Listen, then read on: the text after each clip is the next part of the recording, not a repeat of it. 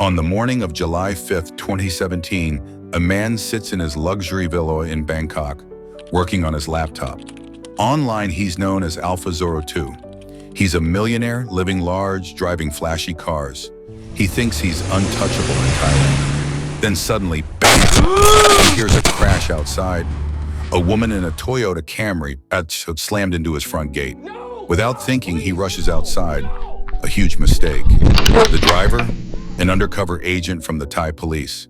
And waiting nearby, FBI and DEA agents who had been hunting him for months. Authorities from 7 countries had spent countless hours planning this moment to finally take down the king of the Darknet.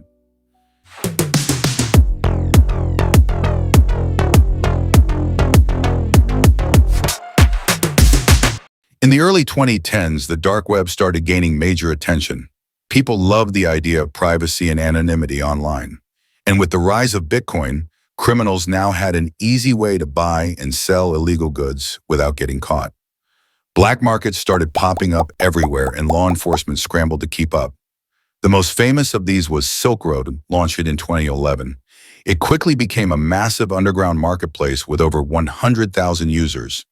But in 2013, the FBI arrested its creator, shut it down, and sentenced him to life in prison. But the money was too good to resist. Just over a month later, Silk Road 2.0 launched. Other major markets like Evolution also took off. These marketplaces use escrow accounts, where payments were held until buyers confirmed delivery to make transactions seem safer. But in a shocking twist, the owners of Evolution ran off with all the money in a massive exit scam.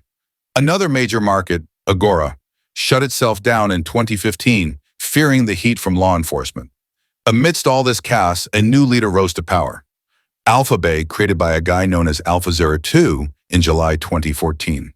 Within a year, it had over 200,000 users and 40,000 vendors, with daily transactions surpassing $500,000. Taking a 24% cut from every deal, Alpha Zero 2 became a millionaire almost overnight. U.S. authorities were desperate to track down Alphabay's servers, but because it was hidden on the Tor network, tracing it was nearly impossible. So investigators got creative. They started buying drugs from the site themselves to collect evidence. Then, in December 2016, Alpha Zero 2 made a huge mistake. In an old welcome message to new users, he had accidentally included his real email address. Someone tipped off the DEA, and the email, pimpalex9@hotmail.com, led them straight to him. It didn't take long to connect the dots. The email was linked to old social media accounts belonging to a guy named Alex from Trois-Rivières, Canada. Further digging revealed he was Alexander Kazis, living in Bangkok, owning luxury properties, and driving sports cars worth hundreds of thousands of dollars. Authorities started watching him closely. Then, in June 2017, something wild happened. Kazis unknowingly sat right next to undercover FBI agents in a fancy hotel lounge in Bangkok. Completely unaware, he was under surveillance. While the FBI was planning its attack on Alphabay, Dutch authorities were working on their own secret plan. They had found the servers of Hansa Market, another big competitor to Alphabay. Instead of shutting it down right away, they did something brilliant. They secretly took over Hansa Market. Then they waited.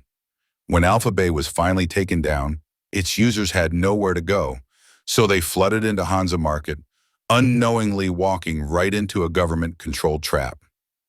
For months, authorities monitored thousands of criminals without them realizing it. Then, on July 5th, 2017, the trap was sprung. Using a fake car accident, they lured Kazis outside.